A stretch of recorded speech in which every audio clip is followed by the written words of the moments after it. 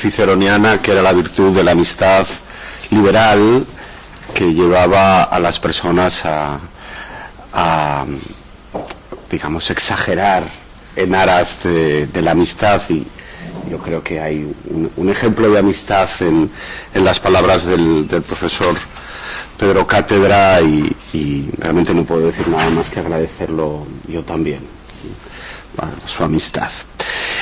Buenos días, yo quiero agradecer a todos estar aquí esta mañana, que voy a hablar de reinos, imprentas y mercados en tiempos de Felipe IV, el libro en la monarquía y una monarquía en libros, un título demasiado largo, pero como saben ya se escribe hasta sobre los libros que tienen títulos demasiado largos, convirtiéndolos en un tema de reflexión en historia del libro. Lo que yo les voy a presentar hoy, en principio quizá pueda sorprenderles, porque vamos a hablar no del elogio del libro, sino vamos a hablar de falsarios, delincuentes, estafadores, personas que se arruinan, que engañan, mienten, me atrevo a decir que roban, pero eso también es historia del libro, con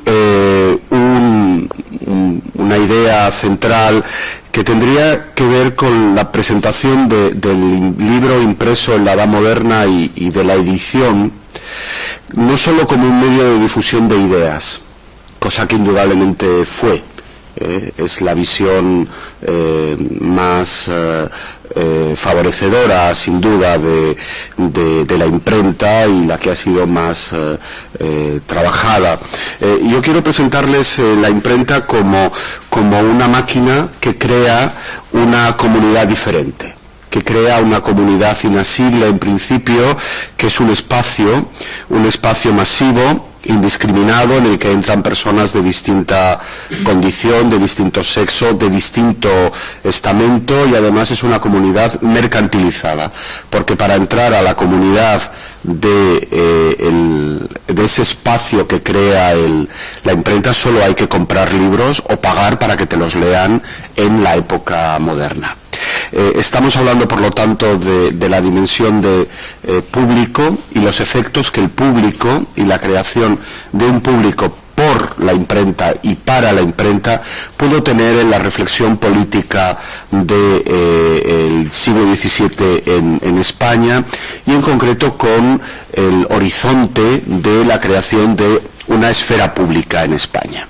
Es decir, no vamos a hablar de los libros como forma de propaganda de tales o cuales ideas, ni tampoco siquiera de la censura de los medios para obstaculizar la difusión de las ideas, sino que hablaremos de algunos ejemplos que, a mi modo de ver, nos llevan a estos aspectos de construcción de un espacio que es un espacio muy moderno.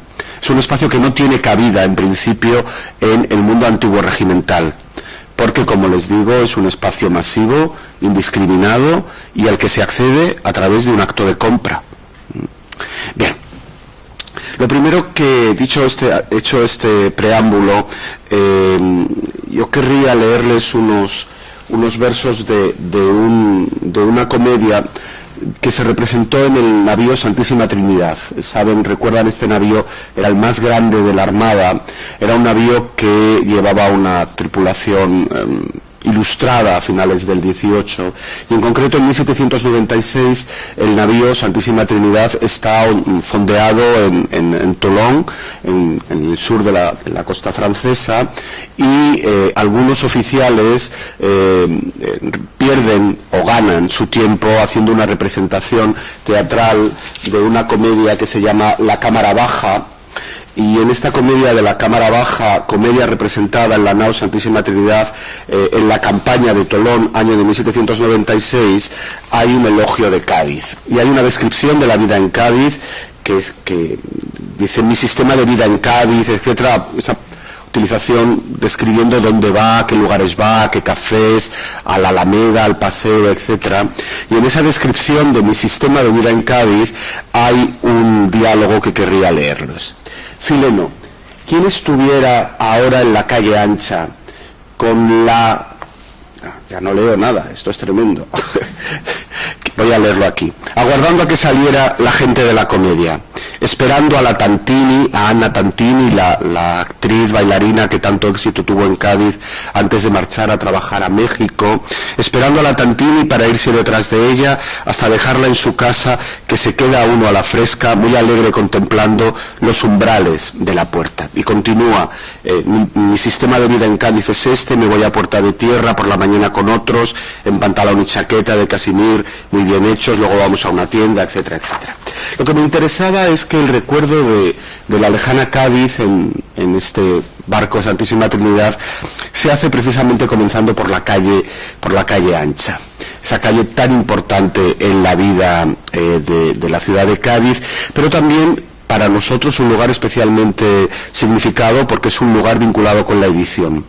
En la calle Ancha hay una serie de lugares donde se imprimen textos y donde se distribuyen. Lo dice muy bien Benito Pérez Galdós en los episodios nacionales en Cádiz. Dice que la calle Ancha es el lugar donde se distribuyen la edición, las propagandas con las que entonces se apacentaba la opinión pública en Cádiz. Bien, por lo tanto, estamos en Cádiz con impresores, un lugar que ha tenido desde comienzos del siglo XVII una actividad editorial que ha ido en crecimiento, que primero ha sido una actividad editorial pequeña, pero que después se ha ampliado mucho. Y en concreto me gustaría trasladarme con ustedes hasta el considerado primer impresor estable en Cádiz, que es Juan de Borja, que es un impresor de relaciones de sucesos destinados a un público muy amplio, es decir, que esa idea de Cádiz como un lugar donde se imprime este tipo de impresos de gran difusión parece haber sido continua a lo largo de los siglos XVII y XVIII. Pero además de publicar relaciones de sucesos, Juan de Borja se ha dedicado a falsificar obras. Ha sido un falsario porque, por ejemplo, ha impreso con un pie de imprenta falso dos partes de comedias de Lope que él mismo ha creado reuniendo partes anteriores, en concreto la parte 21 de las comedias y la parte 22, que se imprimieron en 1625 aquí en Cádiz por Juan de Borja con un pie de imprenta madrileño. La cosa se descubre de una manera rocambolesca. Quizá Lope de Vega pide al Consejo, presenta un memorial para editar su parte 21 y 22 de comedias. Y el Consejo de Castilla le dice que ya están impresas y que están impresas y tiene las portadas y el índice, las tasas, etcétera, iniciándose una averiguación por la cual se descubre que efectivamente Juan de Borja ha falsificado estas obras en Cádiz.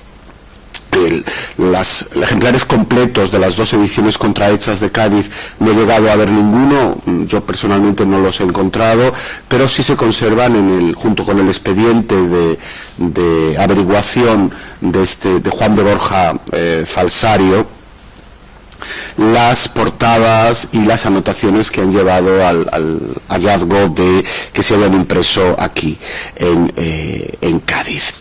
Bien, la historia de la falsificación indudablemente es una historia del éxito. No se falsifica algo que no tenga éxito, y Juan de Borja, que ha cometido un delito por el que es castigado por el Consejo, evidentemente lo que quiere es publicar una obra, aunque no tiene los derechos para publicar esa obra, que con objeto de beneficiarse de un público, de las compras de un público que sigue a un autor famoso, en este caso Lope de Vega.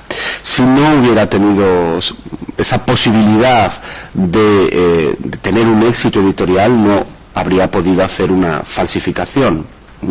Por lo tanto, la historia de las ediciones contrahechas es también una historia, si quieren, de los éxitos de ventas. Bien, esta primera mención al público, a ese público del que esperaba lucrarse Juan de Borja cuando hace su falsificación, nos lleva a una primera reflexión sobre cuáles son los poderes de la imprenta. ¿Qué tiene la imprenta para poder generar este interés que puede llevar incluso al delito de la falsificación. Bueno, en primer lugar, como todos saben, y hago un resumen apresurado, la imprenta supone una ampliación muy considerable de los ejemplares que se pueden obtener a partir de un mismo original. Y por lo tanto la imprenta está en la base de la creación de públicos verdaderamente masivos, del público moderno. La tirada media de un libro en la España del siglo de oro son 1.500 ejemplares, hay tiradas mayores y hay tiradas menores, pero entre 1.100, 1.200, 1.500 ejemplares es una tirada bastante común, que es alta para los estándares actuales.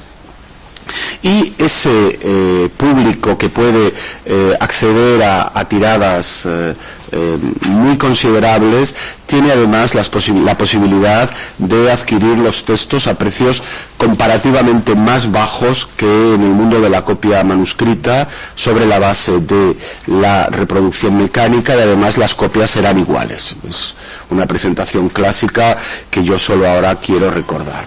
Y efectivamente el mundo de la imprenta va a suponer que existan más libros que sean más baratos, que se obtengan antes y que sean más iguales. Estamos pues en las condiciones de generar un público masivo. Con anterioridad a la imprenta se puede hablar de público, sí, por supuesto, pero en ocasiones parece que ese público se identifica más con audiencias. Está mucho más delimitado. Realmente la condición masiva del público moderno, tal como se puede entender, se debe solo a la imprenta, solo la imprenta puede hacerlo. El original manuscrito está sometido a distintas copias, a distintos traslados, y puede cambiar su estructura, puede cambiar su texto, lo que lo hace especialmente interesante para algunos géneros, pero no puede crear en las mismas condiciones un público masivo.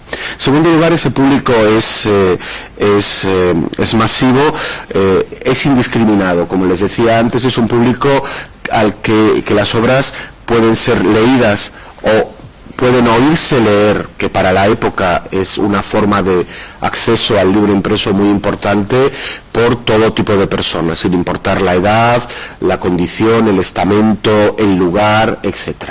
Hay el famoso caso de la lectura del curioso impertinente, de la novela hallada en la maleta en el Quijote, y de los libros de caballerías. Ustedes recuerdan, los libros de caballerías los han leído o los han oído leer el ventero, Don Quijote, el cura, el barbero, Maritornes. Todos tienen una opinión sobre la lectura y pertenecen a grupos que estamentalmente son completamente distintos. Han leído el mismo texto, lo han leído con una facilidad mucho mayor. Y además tiene un carácter venal que no debemos olvidar nunca. La imprenta es fundamentalmente un proceso de reproducción mecánica que convierte los textos en mercancías, lo que, como les decía antes, facilita la indiscriminación del público, porque solo hay que tener no demasiado dinero a la luz de lo que cuestan los libros en la época. Adquirir el Quijote en diciembre de 1604 o en enero de 1605 cuesta menos de un ducado. No es una cantidad irrisoria, pero tampoco es una cantidad altísima. Son 290 maravedíes, me parece, es decir, que no es una cantidad excesivamente alta. Comprando un libro a través de un acto de compra se incrementa el propio público y se tiene la posibilidad de acceder. Esta parte de venalidad es muy interesante porque atrae desde muy pronto a autores que también se mueven por la fama, por la reputación, por la medra, el crecimiento en el mundo de la corte, por ejemplo, por facciones, todo lo que quieran, pero también se mueven por dinero. No hay duda que la autoría es un negocio. Ahí tienen al personaje el creador de Le Bagatelle en el Quijote de nuevo, que dice: me voy a enriquecer imprimiendo los libros, vendiendo los libros.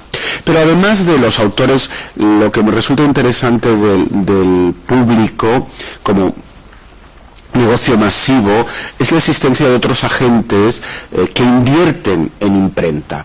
Es cierto que no tenemos editores a la forma que los hemos podido encontrar, por ejemplo, en el mundo veneciano con Aldo Manuzio, que tiene mucho que ver con el mundo de una edición posterior, o en el 18, en 19 o 20, no hay este tipo de personajes, pero sí hay inversiones en ediciones. Y son los que normalmente llamamos costeadores, como todos ustedes saben, y yo únicamente quiero llamar la atención aquí. Esta idea de que hay una venalidad en el público creo que nos permite hablar de un mercado. Hay un mercado del libro, evidentemente, que es un mercado en el que de oferta y demanda están presentes, y hay agentes, nuevos agentes, gracias a la imprenta, que deciden invertir una parte de su dinero y, como veremos después, invertir muchos miles de ducados en la impresión de libros, porque el lucro es una llamada irresistible a la que no se pueden resistir. Por último, y esto quizá les pueda parecer un poco sorprendente, el sistema normativo del siglo XVII en cuanto a la edición de libros es un sistema relativamente sencillo. Es un sistema por el cual lo único que hay que hacer es presentarse con un original manuscrito, o para una reedición con un original impreso, ante el Consejo de Castilla, ante una de las escribanías de Cámara, en el caso de los libros publicados en imprentas del Reino de Castilla, y con ese memorial solicitar licencia y, en su caso, privilegio de edición. El número de concesiones fue muchísimo más alto de libros efectivamente publicados, y existen, por supuesto, un sistema de censura previa, con una parte no desdeñable, por supuesto, de libros que no se permite su publicación, pero es una parte muy pequeña. Pueden comprender que los autores que tuvieran libros con problemas para ser editados en 1620 no los llevaban al Consejo de Castilla. Y es un sistema relativamente sencillo, al que se responde sobre la base de ese sistema de censura previa, mayoritariamente de una forma positiva, y lo que le queda al autor o al cesionario de los derechos es encontrar el dinero para la edición. Esto en cuanto a los libros que tienen un precio de venta, porque el sistema de censura previa en Castilla funciona fundamentalmente para aquello que se va a vender. Trata el libro como una mercancía. Para aquellas obras que no se van a vender, y hay enorme cantidad de producciones que no se van a vender, recetería, testamentos, dictámenes, informes sobre la sanidad de lugares, etcétera, etcétera, que supone una parte muy importante del trabajo de los impresores de la época, especialmente en Andalucía, Granada y Sevilla. Para estas obras no se pide licencia al Consejo de Castilla, y se obtiene normalmente una licencia de jueces de distrito, y, en último término, incluso con una autorización del Concejo, del Cabildo, etcétera, es posible. Hay pleitos por la impresión de este tipo de textos en los cuales no se ha pedido licencia, que el argumento de la defensa consiste en decir no se iba a vender, y solo se piden licencias cuando se van a vender los libros. Porque este proceso de censura previa, no estoy hablando de la censura posterior inquisitorial, y por favor en ningún momento quisiera que pareciera que disminuyo la importancia de la censura como cortocircuito al pensamiento, etcétera. Solo digo que llegar a imprimir un libro en la España del siglo XVII es sencillo. He podido encontrar impresos menores, impresos por pobres de solemnidad, que han conseguido, a través de una donación, publicar sus libros, o pequeños núcleos, aldeas minúsculas, que han llevado a la imprenta sus ideas y hablan de la República tal, quiere dar a conocer a toda Castilla sus ideas a través de impresos en el 17. En el 17 hay, en una parte del 17 hay una especie de anarquía de la publicística, de la publicación, de forma que, como todos recuerdan, en 1648 se tiene que crear el juez superintendente en materias de imprenta de causa pública, gobierno general y político, 1648, para frenar la extraordinaria explosión de textos que se estaban publicando sin licencia porque no tenían que ver con un acto, digamos, de compra.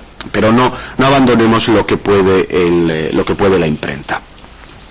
Quédense, por favor, si les parece, con esta idea de que la imprenta crea un público masivo, indiscriminado, que a través de la venta se convierte también en un mercado, que eso va a atraer desde muy pronto, pero sobre todo en el siglo XVII, va a atraer la inversión de personas que no son autores y que en principio no tendrían un interés especial y que están buscando hacer un negocio. Es decir, hay un negocio editorial en la España del siglo de oro indudable. Ese negocio editorial lo llevan adelante libreros, lo llevan adelante los propios impresores que compran licencias o privilegios, pero también lo llevan adelante particulares. Luego pondremos el caso de un señor que ha gastado 60.000 ducados en imprimir a su costa una impresionante edición, pero sobre eso iremos después.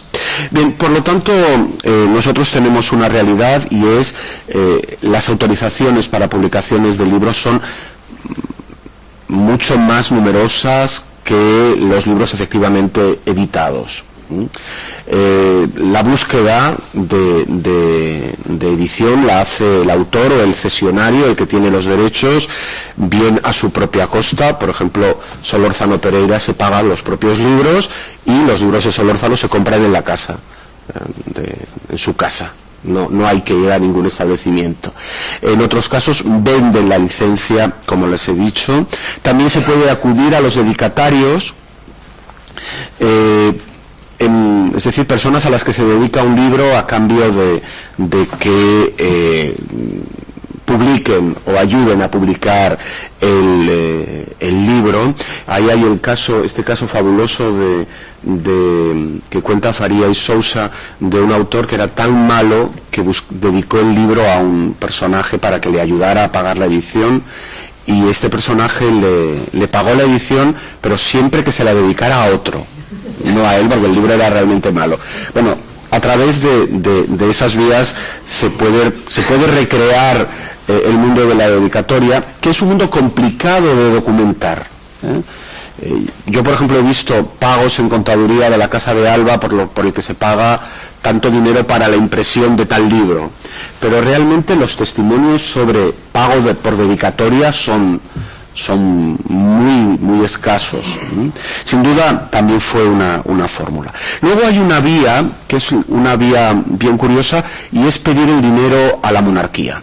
Pedir el dinero para editar el libro al propio Consejo de Castilla, al propio rey, a alguno de los consejos, concediendo ayudas de costa a los autores para que imprimieran sus libros, corporaciones, instituciones, etcétera, suelen dirigirse al Consejo para imprimir los libros. Los Fernández de Boán y su crónica se dirigen al Consejo de Castilla y dicen que le paguen la edición, y que si no se la pagan ellos hagan un repartimiento entre los gallegos para pagar el libro. Y hay ahí un trabajo muy interesante, que es ver exactamente la labor de edición de los organismos de la monarquía, que fue enorme, como ha llamado la atención Paco Rico, ¿no? Es decir, pliegos vinculados con reales órdenes, cédulas, etcétera, etcétera. Hay un trabajo muy, muy grande, por no entrar en el papel sellado. A finales de la década del 30, Tamayo de Vargas tiene una correspondencia sobre por qué manda sus libros a imprimir a Barcelona. Y dice: tengo que enviar los libros a imprimir a Barcelona, donde los componedores van a cometer erratas porque no hablan español, hablan catalán, porque todas las imprentas importantes de Madrid están imprimiendo el papel sellado. De forma que el libro se va a imprimir a Barcelona y en otras ocasiones a Zaragoza, porque la maquinaria de la monarquía utiliza un número enorme de imprentas, y en ocasiones la explicación de algunas del rebrote de la edición, como es en el caso zaragozano, a partir de 1637 hasta mediados de la década siguiente, se debería explicar porque no hay impresores en Madrid que puedan imprimir los libros y se envían a imprimir fuera.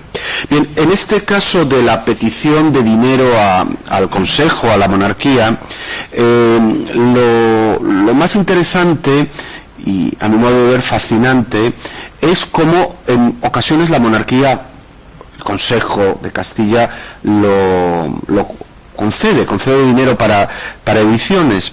¿Y de dónde saca el dinero? Pues saca el dinero de las penas de condenación, es decir, de las multas que se pagaban por delitos y de las penas que se pagaban, por ejemplo, por perdones. De forma que si alguien había cometido una práctica corrupta, era obligado a pagar, tenía que cumplir una sentencia, ¿verdad? Y tenía que pagar un dinero como penas de condenación. Bueno, ese enorme fondo el Consejo de Castilla lo dedica en ocasiones a la edición. Por ejemplo, a cuestiones relacionadas con la edición, a publicar sus propias obras, estos mandamientos, cédulas, etcétera, trabajando con los libros de penas de cámara. Ustedes van a encontrar vamos a encontrar un número muy importante de referencias al pago de estas obras menudas, de instrucciones, etcétera. El pago de los censores, en principio la censura en la España moderna nunca se llegó a cobrar, los censores no cobran, los censores previos no cobran, aunque hay intentos de que así se haga, salvo en un corto periodo del reinado de Felipe II, donde Juan López de Hoyos y Luis de la Cruz Vasco se convierten en una suerte de censores generales. No son jueces de imprenta, pero son unos censores generales de libros que reciben, pues tengo aquí Pedro de Padilla, Usías Marc, Luis de Pastrana, Jerónimo de Lomas, Cantoral, Francisco Sánchez de las Brozas, Juan Sánchez, etcétera. Todos estos libros los ve de una tacada Vasco, Luis de la Cruz Vasco, y como suerte de censor vinculado a los estudios de la Villa de Madrid, y cobra dinero de las penas de condenación, de las penas de cámara. Pero quizá el caso más interesante es el caso, uno entre tantos que he podido testimoniar, de la edición del libro Desagravios de Cristo y Nueva Jerusalén, que es un libro que tiene que ver con el Cristo de las Injurias, y que se financia la edición con lo que tiene que pagar Sebastián Garibay, que había disparado al capitán Alonso de Obando en una calle de Madrid, se había refugiado en la embajada, en el embajador del imperio del Sacro Imperio, había dado un pistoletazo, se convirtió en un caso muy célebre que aparece en las gacetas y en los avisos, y es condenado y tiene que pagar, el dinero de la multa, la pena de condenación de Sebastián Garibay como homicida de Alonso de Obando, se destina a la publicación de un libro. Este es un ejemplo entre tantos. En ocasiones el Consejo utiliza este tipo de financiación casi parlante. Ha habido un asesinato, pues para una obra de devoción que tenga que ver con la expiación, etcétera, etcétera. Pero esto yo creo que es bastante curioso, y la historia de la edición en el Siglo de Oro está llena de referencias a las condenaciones y penas de cámara, de donde también procedía dinero. Hemos llegado a las penas de cámara en la búsqueda de dinero para la edición. De forma que tenemos los autores que pagan sus propias obras, tenemos los costeadores, tenemos la propia monarquía, o tenemos los delitos que pagan una parte, posiblemente pequeña, de la edición. Bien, hay por lo tanto un público creado por la imprenta, y hay también un mercado creado precisamente por la imprenta. ese mercado tiene problemas. Tiene problemas que se ven muy pronto, y el primer problema está en la propia estructura de la monarquía, que es una estructura que no se aviene con el mundo del mercado. Es decir, hay que pedir una licencia de impresión para Castilla, una para Aragón, una para Portugal. Como todos saben, en este sistema polijurisdiccional de la monarquía hispánica que ha estudiado también John Eliot. En ocasiones se pueden pedir licencias múltiples. Se puede tener licencia para varios reinos, pero no es lo común. Lo normal es tener que volver a iniciar todos los trámites con presentación de memoriales para cada uno de los dominios. Y esto sin duda supone una dificultad para la difusión de los textos, que se puede superar a través de permisos, peticiones de licencias, etcétera, pero supone también una dificultad para la difusión de las obras. Sin embargo, en 1623, Pedro de Contreras presenta un memorial al Consejo de Castilla solicitando un cambio. Por el cual la licencia de Castilla sirva para Portugal y para Aragón sin necesidad de volver a pedirla, y que ese cambio se haga únicamente una vez que se concede licencia en uno de los tres reinos. También al revés, una licencia en Portugal sirva para Castilla y sirva para Aragón, se anote en los otros consejos sin necesidad de volver a iniciar el proceso. Sería, si me permiten la impresión, en vez de una unión de armas, una unión de imprentas. La estructura politerritorial de la monarquía hispánica se superaría a través de el mercado del libro. ¿Y por qué digo el mercado? Porque efectivamente Pedro de Contreras utiliza el mercado para hablar de la necesidad de tener una sola licencia para toda la península. Él dice que los libros serios, los libros graves, no encuentran lectores suficientes en España, lo que él llama España, que no los encuentra y que eso está produciendo repercusiones muy graves. Los libros se tienen que imprimir fuera, los libros graves. Por supuesto, las novelas y todo esto a Pedro de Contreras en este caso no le interesa. Eso funciona bien, pero los libros graves, lo que él llama clásicos, Suetonio, Ovidio, Horacio, César, Terencio, expresamente les llaman los autores clásicos para 1623, no encuentran un mercado suficiente en España, porque no hay en Castilla, Portugal y Aragón suficientes personas para mantener, que puedan leer estos libros para mantener la imprenta. El resultado es que se ha hundido la imprenta española frente a los logros del 16 con libros impresos en griego, en latín. Bueno, todos evocamos el número de la Biblia políglota, etcétera. En el 17 esto se ha perdido, los libros se tienen que ir a imprimir a Amberes, a Turín, a Lyon, etcétera, etcétera. Y lo que propone Pedro de Contreras es decir que si se unen las personas capaces de leer autores graves en Portugal, en Castilla y en Aragón, sí que se podría hacer una edición. Es decir, si un libro grave impreso en Madrid pudiera venderse sin más dificultad en Lisboa y en Valencia, sí que podría resultar ser rentable tener la letrería, tener los componedores, etcétera, para componer un libro en griego que tenga una parte de pronto en hebreo o en otras lenguas. Es decir, que él hace expresamente no una referencia al mercado, sino describe la situación por la que no hay una demanda, y al no haber una demanda no hay una oferta. En el momento en el que la demanda crezca uniendo los tres públicos de lectores graves, se podría producir estas ventajas y la imprenta volvería a florecer. Lo que es más interesante, a mi modo de ver, también es que Pedro de Contreras dice, 1623, que de esta forma España cita textualmente a España, quedaría autorizada. Dice, este medio dará autoridad a España. Y de otro lado, declinará en gran parte la opinión de bárbaros que nos dan por esta y otras causas. Me resulta extraordinariamente curioso que en 1623 alguien vincule la edición a la reputación de España fuera de España.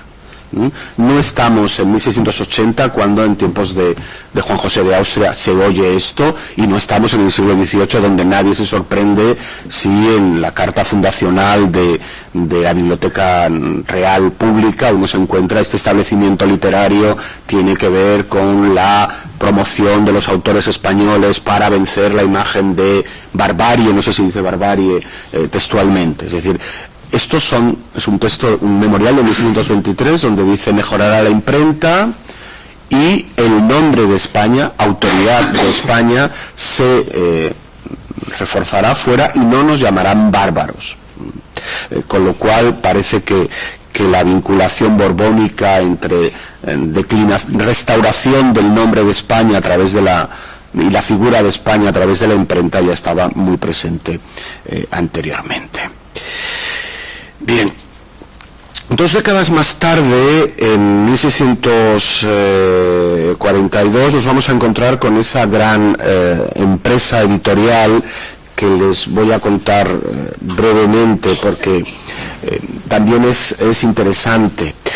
Se trata nada menos que del asiento de libros que Juan de Rosales, que es un asentista, tesorero de millones, hace en 1641 con el Consejo de Castilla. Él adelanta 60.000 ducados, que es una cifra muy considerable para la época, esperando ganar el doble, esperando ganar 120.000 ducados, lo que es un negocio bastante interesante. ¿Cómo es el proceso? Bueno, en primer lugar, lo que yo quiero decir es que se trata de un costeador a la grande, de un asiento de libros. Es decir, en vez de asentar las minas de Almadén, es asentar la venta, o mejor dicho, la compra de la nueva recopilación. En la nueva recopilación de leyes de estos reinos, que se imprime en 1641, aunque hay una portada con 1640, pero es 1641 en Madrid por Catalina del Barrio y Diego Díaz de la Carrera, en 3 grandes volúmenes, es una obra que su repartimiento se asienta con Juan de Rosales.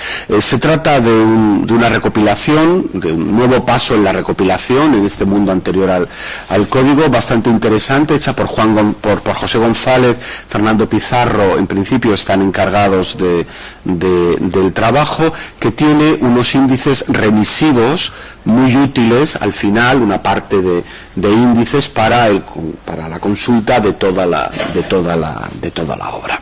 En el privilegio de la obra se señala que se hace con la voluntad de impulsar el conocimiento general. Les voy a leer el privilegio: para que todos los jueces de estos reinos, así letrados como los que no lo son, no letrados, y los procuradores y agentes, y todos universalmente, tengan noticia de la práctica y estilo del Consejo y del de Cámara, y de lo que en él se despacha en todo género de negocios, y de las chancillerías y audiencias y otros tribunales. Al fin de cada título va puesto por remisión todo lo correspondiente a la materia, la noticia que tuvieren menester para la dirección de los negocios, obra útil y necesaria para todo género de jueces y demás personas que tratan de las materias de gobierno y justicia, etcétera, etcétera. Es decir, que se trata de un jalón que reedita una obra anterior de tiempos de Felipe II, como saben, pero que tiene un aparato textual al final de índice remisorio con el añadido de nuevas pragmáticas, realmente muy útil. Bien, entonces, el negocio, vamos a pensar en el negocio o en el fracaso, negocio ruinoso que acaba haciendo el pobre señor Rosales consiste en, con los 60.000 ducados que él va a pagar, que va a adelantar, tendría que pagar los costes de la impresión y tendría que pagar una serie de gastos para el ejército, para la leva de tropas. Con el dinero de los libros se pagaría una parte, en concreto hay una parte de tropas que se levanta en León, que está hecho, según la contabilidad de Juan de Rosales, con el dinero de la venta, con el dinero que adelanta Juan de Rosales. Juan de Rosales tiene que gastar el dinero en la impresión de la nueva recopilación, 3 gruesos volúmenes, la encuadernación de la nueva recopilación, la conducción a todos los distritos que se crean para el reparto, la distribución y recoge personalmente el dinero de cada uno de los partidos.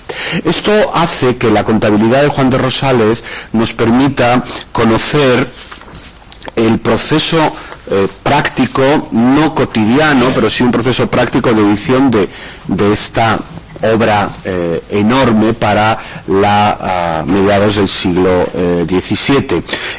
Se imprimen en un primer momento 3.662 juegos, es decir, 3.662 nuevas recopilaciones, cada una de ellas por 3, y en un segundo 1.707 juegos, es decir, que la cifra final que estaban barajando cuando se hace el asiento son 6.000 juegos, 6.000 por 3, 18.000 cuerpos.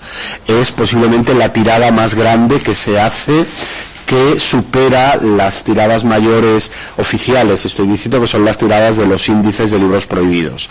Del índice de Quiroga se tiran 7.500, 8.000 ejemplares, 18.000 cuerpos de libros. Es una empresa muy grande, que salen además encuadernados por Pedro Coello, que es pirata en este caso, como en tantos otros, engaña al pobre Juan de Rosales, o Juan de Rosales no consigue engañar a Pedro Coello, no lo sé al final.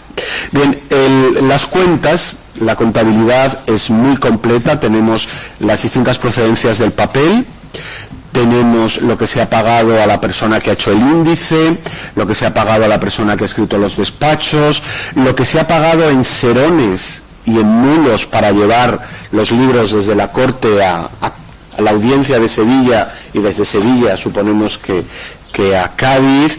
Tenemos la contabilidad del alquiler de 2 casas en Madrid, porque los trabajos necesitan el alquiler y el montaje de 2 imprentas con 2 regentes de imprenta del Valle y Montero, que se ocupan de la impresión. No se imprimen exactamente en las casas de Diego Díaz de la Carrera y de Catalina del Barrio la impresora, sino que se alquilan estas casas. Los gastos de las personas que cuelgan y descuelgan el papel, es una contabilidad que permitiría hacer un poco lo que hizo Mackenzie con las imprentas en Cambridge, casi no día por día, pero sí con partidas muy completas para la edición de los libros. Bien, el negocio en que estaba, pues Juan de Rosales adelanta 60.000 ducados y espera recibir 120.000, porque el Consejo de Castilla fija la tasa de estos 3 volúmenes de la nueva recopilación en 20 ducados, que es un precio exagerado.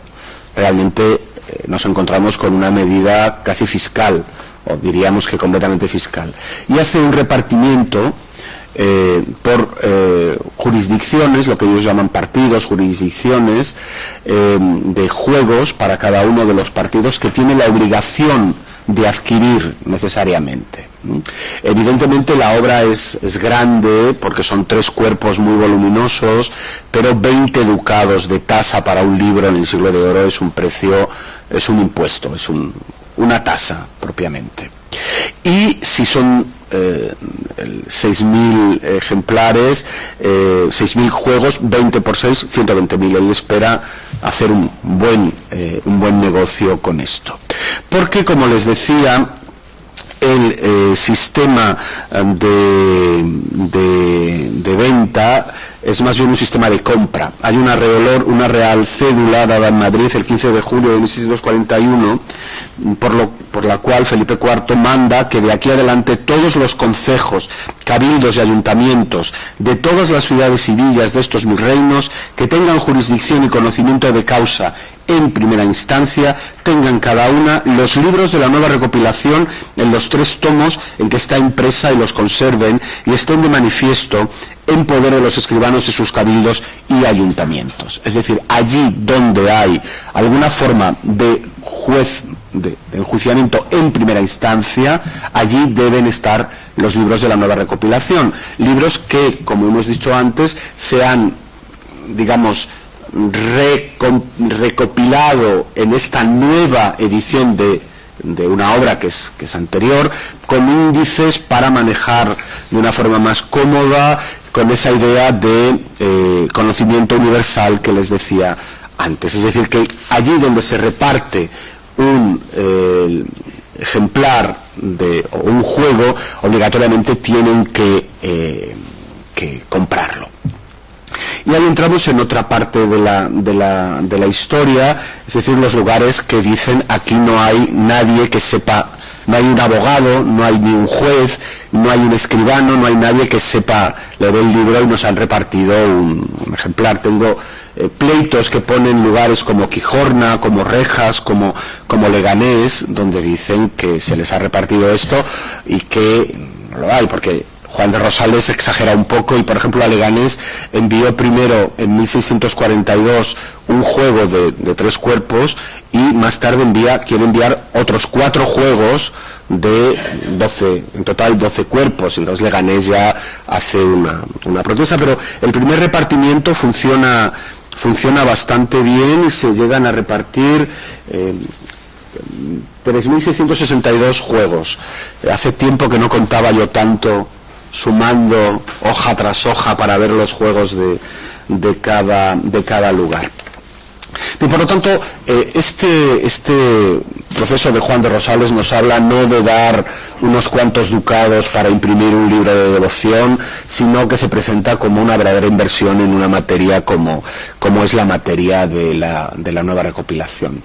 Siempre, como sucede en el antiguo régimen, las cosas se suelen hacer con privilegio, y evidentemente esto no es un mercado de libre mercado, pero sin duda las posibilidades de negocio están ahí.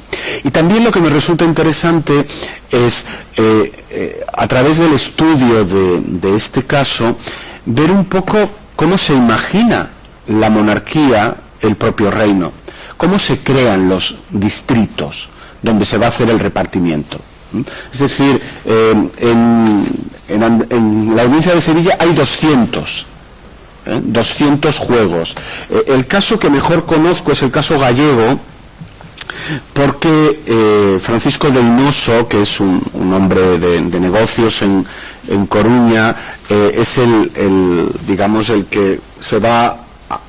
Juan de Rosales tiene relación con él para la distribución de estos libros en Galicia, y para Galicia hay 135 juegos y 135 distritos para repartir la nueva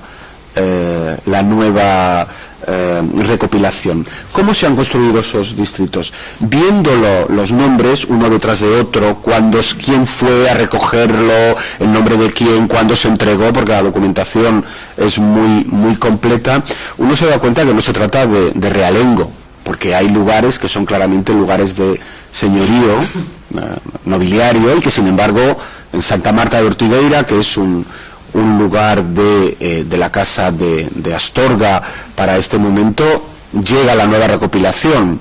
Es decir, que no se trataría solo de una obra hecha para la justicia de realengo, sino para toda la justicia.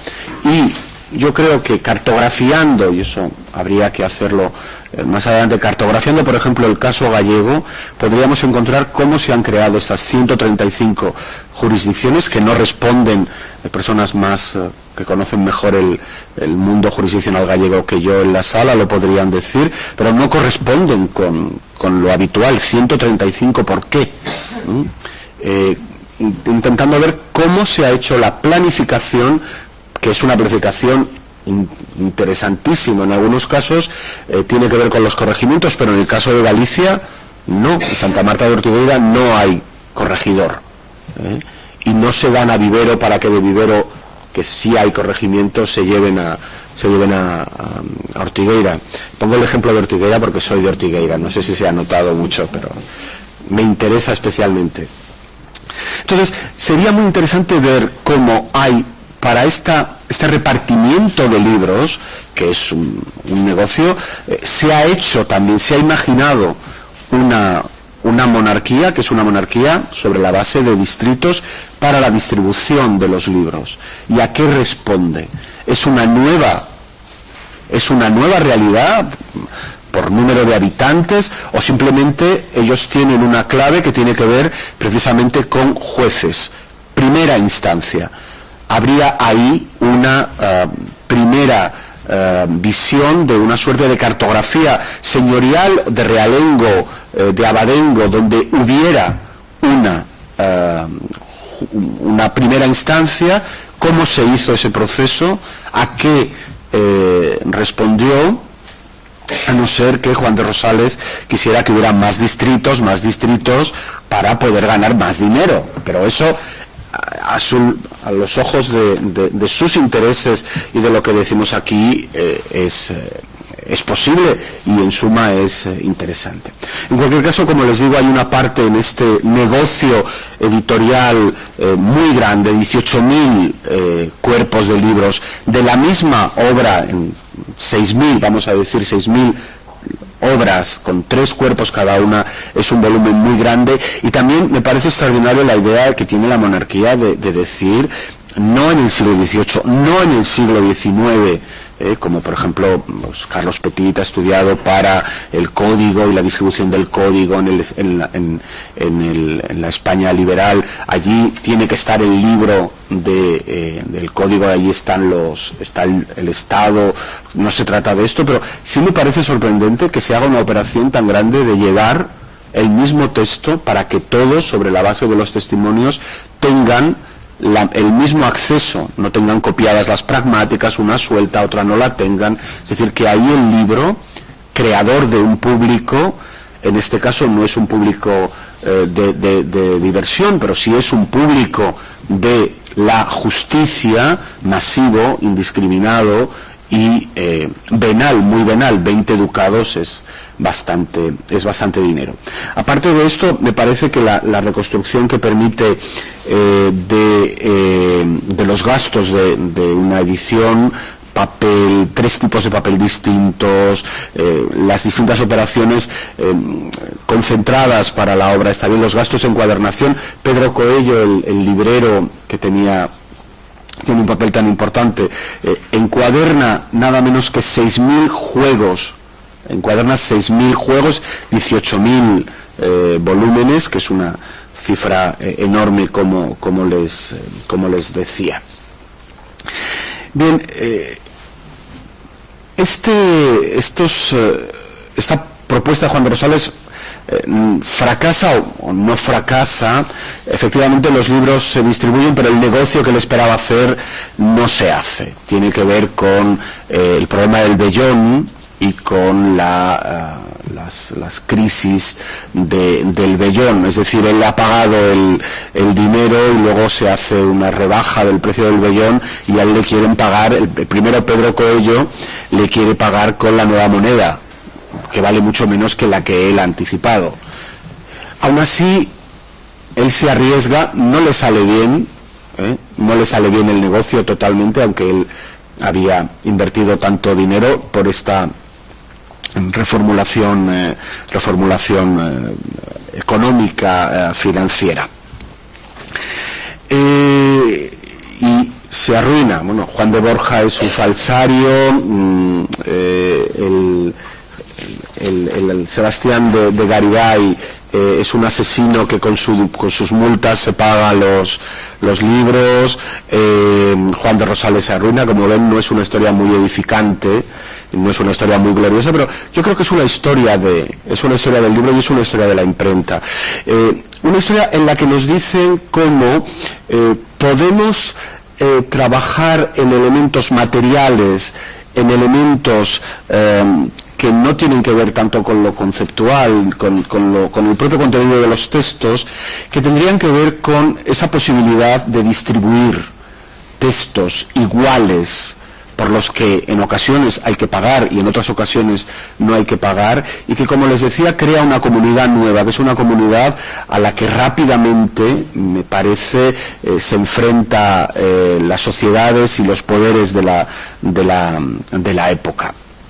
Una nueva sociedad no asimilable automáticamente al mundo del antiguo régimen, que permitiría, por un lado, imaginar al rey como un autor. Podríamos imaginar a los reyes como Felipe IV, que es traductor, como saben, traduce a Guicciardini con el objeto de imprimirlo, aunque no se llega a imprimir la obra. A mi parecer ese es el objetivo último de la traducción, es decir, cómo se acomoda el mundo de esta nueva realidad, de este espacio que todos conocen porque se arriesgan a vivir en él o sacan beneficio de él, con el mundo político. La primera idea sería reyes autores. La segunda idea, propaganda, difusión de la propaganda, que es anterior, pero que evidentemente en el 17 se incrementa mucho. Segunda idea, no digamos de arriba a abajo, sino de abajo a arriba. Posibilidades de utilizar estas facilidades enormes para la llegada a la imprenta. Créanme, son enormes las facilidades. La mercantilización del proceso no hace más que generar nuevos autores que cada vez son autores menos digamos, menos famosos, menos célebres, son más particulares, y sus opiniones a través de la imprenta, con ese momento importantísimo en la historia de la España moderna, que es la creación en 1648 se lo voy a leer, una superintendencia de impresiones y libros tocando a gobierno general y política, causa pública, justificación de regalías y derechos reales. 1648, el primer superintendente de impresiones y libros es Lorenzo Ramírez de Prado, el segundo es Lorenzo Santos de San Pedro, después vienen Cristóbal de Corral y Alonso Márquez de Prado, que son los antecedentes, o no sé si decir que el 18 es la consecuencia de todo esto, de los jueces de imprenta en el siglo XVIII. Habría, por lo tanto, la posibilidad de imaginar, de recrear el papel de la edición, no solo en la circulación de ideas, sino también en la creación de espacios, como un capítulo esencial en la génesis de la esfera pública en España, porque desde luego lo que hace la imprenta es crear una nueva comunidad, una comunidad que es masiva, indiscriminada y, si me permiten la palabra, mercantilizada. Y con esta reflexión pues terminaría mi presentación. Muchas gracias.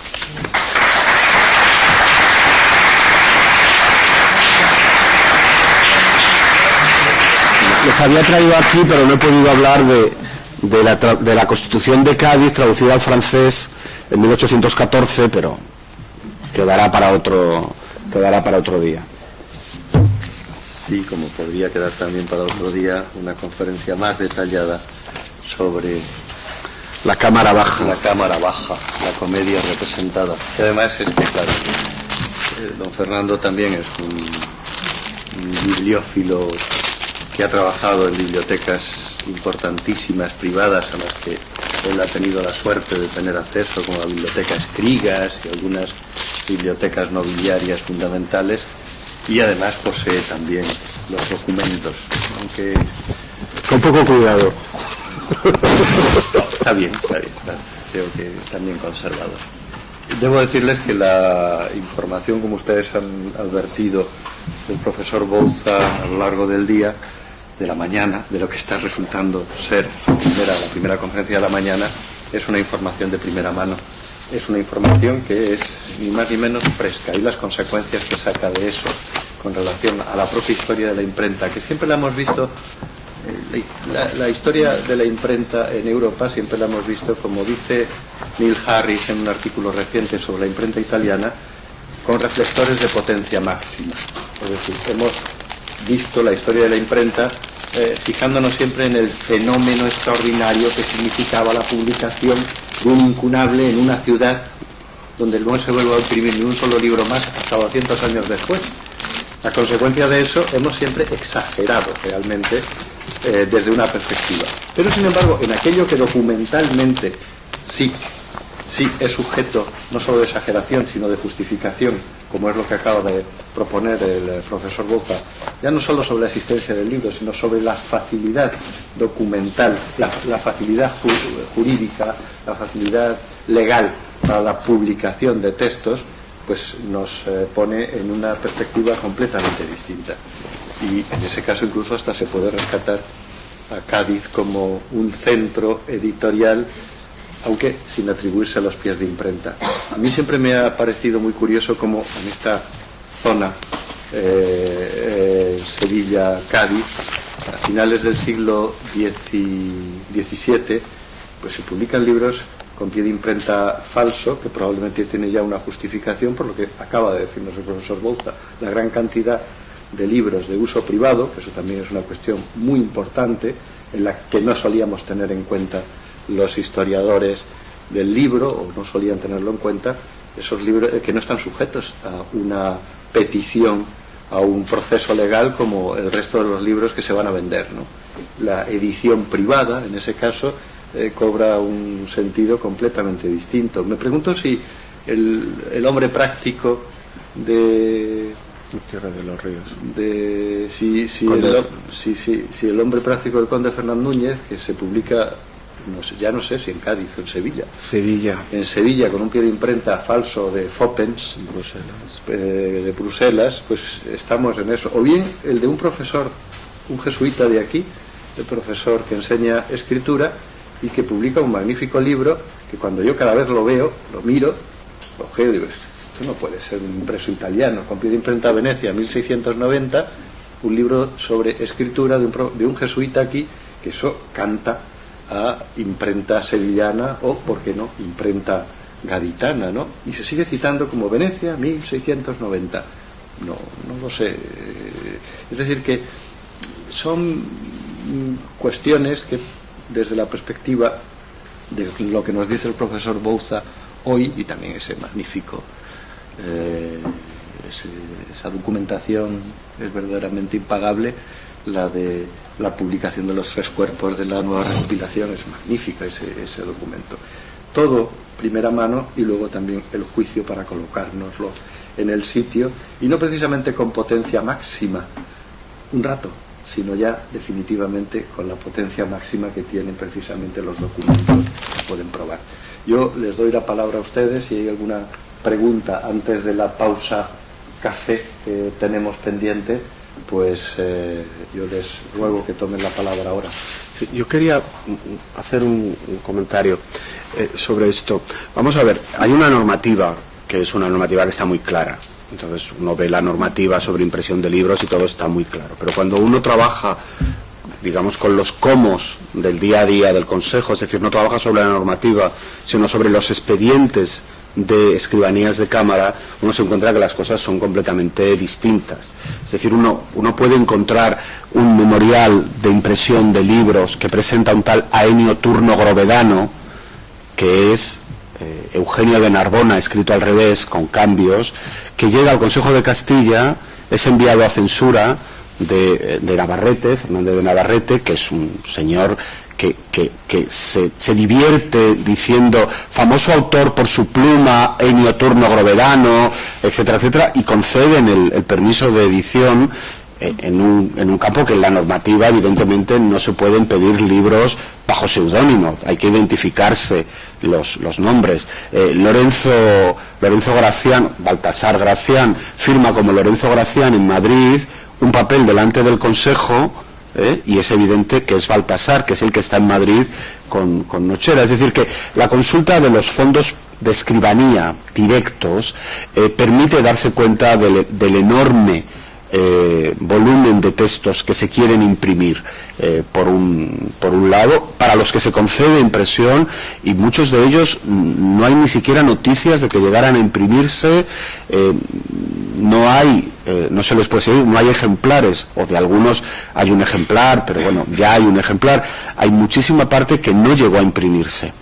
Otra cosa es, en relación con esto, que Granada y Sevilla tienen un estatuto particular, igual que otros lugares en la monarquía, en relación con la corrección de pruebas. Salamanca, las erratas, Salamanca, Alcalá, y en el caso de Andalucía, Granada y Sevilla, digamos, estos comisarios de distrito están concediendo licencias sin que vayan los libros a Madrid, por el Consejo Real, digamos con relativa normalidad en la segunda mitad y desde mediados del siglo XVII, que yo recuerde. Sermonarios, etcétera, etcétera, pueden haberse publicado así. A mí lo que me interesaría es que en 1650 hay 2 siglos de imprenta ya. Y esos 2 siglos de imprenta están muy maduros, hay una madurez total de los recursos de la imprenta. La imprenta se ha convertido en un medio muy cotidiano, hay papeles por todas partes, hay papeles impresos por todas partes, y en una coyuntura de exacerbamiento de política fiscal, de situación económica, crisis de la monarquía, política de restauración, etcétera, etcétera, las voces particulares que quieren enfrentarse o hacerse oír a través de la imprenta crecen muchísimo. Es decir, como la polémica entre órdenes, entre familias, entre cabildos, entre partes de cabildos, que hasta ese momento se había hecho a través de enfrentamientos verbales, conflictividad, etcétera, pasa a hacerse a través de impresos. Entre el provincial de los franciscanos, pongo ejemplos de pleitos en todos los casos, con obra impresa, el ejemplar de los franciscanos y el general para Indias y el general de la orden, el cabildo de jurados de Sevilla frente a otra parte de los caballeros, una parte de la familia de la condesa de Escalante, de los Guevara, contra otra parte de los Guevara.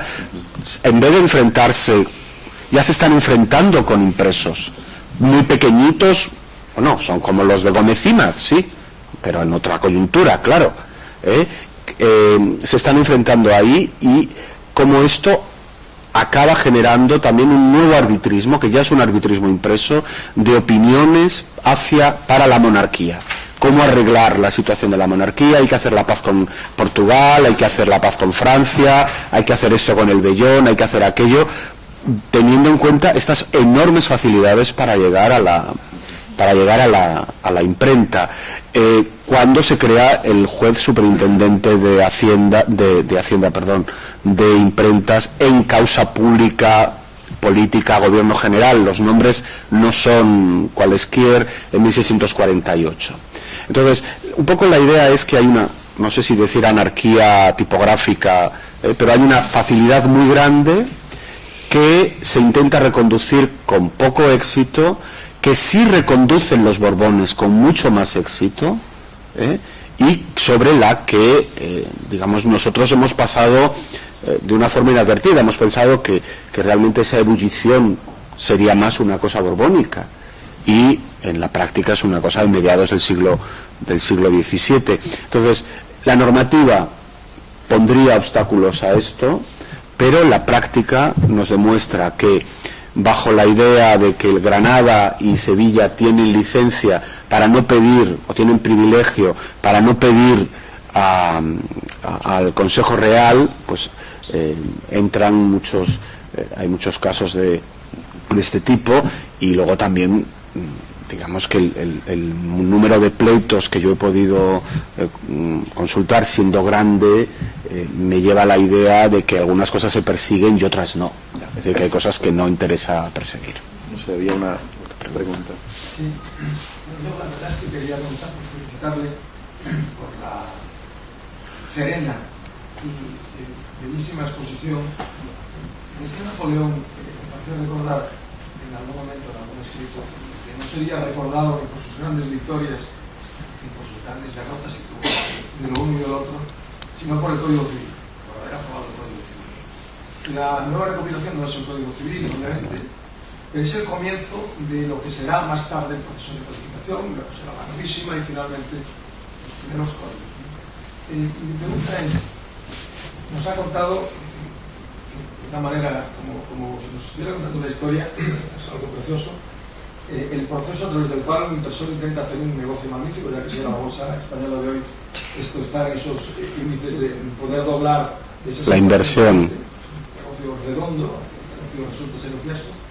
Y mi pregunta es si realmente eso se puede ver también, se puede ver al mismo tiempo desde la perspectiva no del impresor, no de la impresión, no del libro, del número de volúmenes, sino desde la perspectiva de la monarquía, ¿no?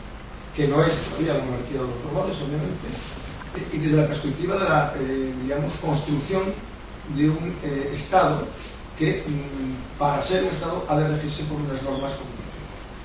La nueva recopilación es el primer intento, el primer gran intento de establecer una normativa de aplicación general en el conjunto del territorio español, diríamos, para utilizar una palabra que quizás es un poco anacrónica en ese momento, pero no es realmente la 16.000...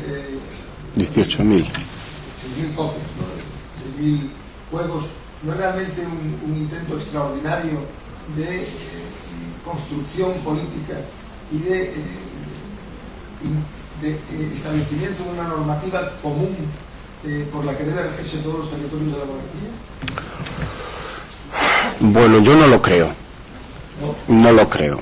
No lo creo porque me parece que el sistema de nueva recopilación, con los añadidos que se hacen, sigue respondiendo al sistema de decantación. No hay la idea de código, pues, sin duda. Entonces se sigue manteniendo de forma que desde el punto de vista de la matriz conceptual de la historia, como el derecho como decantación de las sucesivas normas o la creación me parece que no es, digamos, que no se podría considerar. En cuanto a la idea de que en Ortigueira y en Cádiz el rey haya dicho tienen que tener el mismo libro, los mismos libros a la hora de consultar la normativa, a la hora de consultar la legislación, sí que me parece extraordinariamente importante, y yo hubiera esperado que eso se hubiera hecho mucho después. Ese sentido me parece muy fascinante, pero el problema está en precisamente el medio recaudatorio. Es decir, no se impone como un acto de la voluntad real, podríamos decir soberanía si queremos, como un acto de soberanía para que en todas partes esté este mismo texto. También donde haya jueces tiene que haber la misma forma de consulta para que no haya errores, y yo lo envío, sino que claramente aquí lo que hay es también hay una búsqueda de dinero. Entonces, al tener esa búsqueda de dinero y al no entrar otros dominios de la monarquía, me parece que no respondería. Es decir, yo creo que el modelo de nueva recopilación es interesante porque permite, de 1641, con todo esto de Juan de Rosales y el asiento fiscal, nos permite imaginar una manera de imaginar la monarquía en distritos de distribución para distribución de libros, para repartimiento de libros, en digamos la parte de la corona de Castilla, de la monarquía peninsular, no para otras partes. Tiene indicios que anticipan cosas o que hacen que otras cosas sean consecuencia de esto, porque evidentemente a mí me parece que para esfera pública y opinión pública el siglo determinante es el siglo XVIII, pero el siglo donde surge la opinión pública es el XVII. Tengo esta teoría anticipo el surgimiento, y podíamos discutir con eso, que es un tema bien interesante, gracias precisamente a lo que permite la imprenta. Y sin embargo, yo creo que no hay una verdadera voluntad política de llevar el derecho a los confines de la monarquía. Hay un afán recaudatorio, y lo que nos demuestra es cómo el Juan de Rosales invierte un dinero porque detrás de la imprenta hay un mercado, en este caso un mercado cautivo, pero hay un mercado, hay posibilidades, hay una actividad editorial mayor, editorial en el sentido de negocio editorial mucho mayor de lo que nosotros hemos imaginado. La última, luego podemos continuar fuera. Bueno, además de felicitar por supuesto también al doctor Bouza, querría simplemente comentar un ejemplo en relación con la pregunta del colega que quiere sumarse a su respuesta. Tengamos la recopilación de Indias. La recopilación de Indias estaba ya configurada, ya culminada hacia 1636, y hubo que esperar para publicarla, darla a las prensas hasta el año 1681, de tal manera que no hubo una voluntad de, mediante la imprenta, darla a conocer de una manera, me imagino, magnificada. No sé si el profesor Bouza conozca, pueda dar algunas pistas de por qué tuvo que esperar todos esos años la recopilación de Indias para poderse publicarse. Estaba ya lista desde 1636. Pues no lo sé, pero imagino que tiene que ver con los problemas de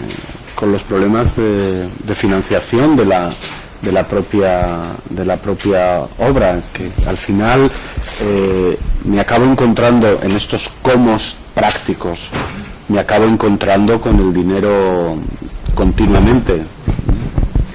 No lo sé. Lo que sí también querría destacar, aprovecho esto, es la propia idea de los ejemplares. Ahora, claro, yo debo iniciar una visita a todo tipo de bibliotecas para ver los ejemplares de la nueva recopilación, para ver si alguno de los que se conservan tiene la encuadernación de Pedro Coello y forman parte de una serie, porque yo estoy convencido que teniendo unas tiradas tan enormes lo podría encontrar. Y hacer lo mismo con la recopilación de Leyes de India, ver los ejemplares. Los ejemplares son absolutamente necesarios para poder llegar a trabajar la parte material de los ejemplares, es decir, cada libro sucede como un hecho. Son muy elocuentes, y yo incluso me gusta decir que las cosas suceden, las batallas, pero los libros suceden, y un ejemplar es un suceso que debe ser analizado como la batalla de Villalar, igual que la batalla de Villalar. Ya saben lo de Ganivet, que dudaba que Villalar si hubiera existido. No sé si Villalar existió detrás de la lluvia. Yo de lo que estoy convencido es que la nueva recopilación existió como suceso histórico, porque las bibliotecas suceden, las cartas suceden, los impresos suceden, y la materialidad es una parte crucial de su suceder. Y el café también sucede, vamos. Y que eso se continúa.